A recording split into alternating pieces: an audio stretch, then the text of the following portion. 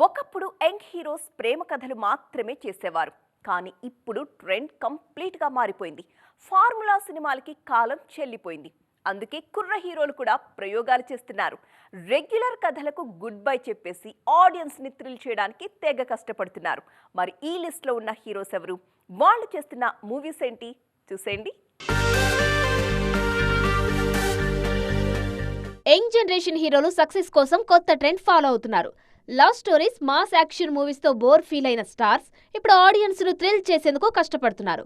విరూపాక్ష, లాంటి సినిమాలు super hit కావడంతో మరికొంతమంది అదే బాటలో నటించేందుకు రెడీ అవుతున్నారు. రీసెంట్ గా కొత్త సినిమా అనౌన్స్మెంట్ ఇచ్చారు నాగ చైతన్య.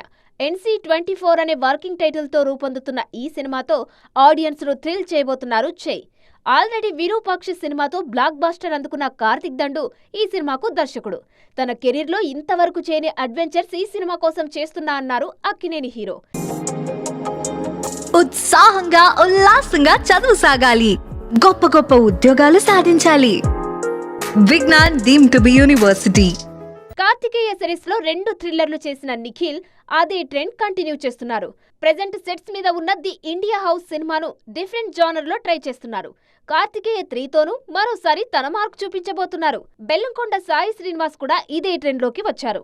గతంలో సాక్ష్యం లాంటి మిస్టిక్ థ్రిల్లర్ లో నటించిన సాయి శ్రీనివాస్ ఇప్పుడు మరోసారి అదే ప్రయత్నం చేస్తున్నారు. కిష్కింధపురి సినిమాతో ఆడియన్స్ ను థ్రిల్ చేయబోతున్నారు. మరి ఈ హీరోలకు కూడా థ్రిల్లింగ్ హిట్స్ దక్కుతాయేమో చూడాలి.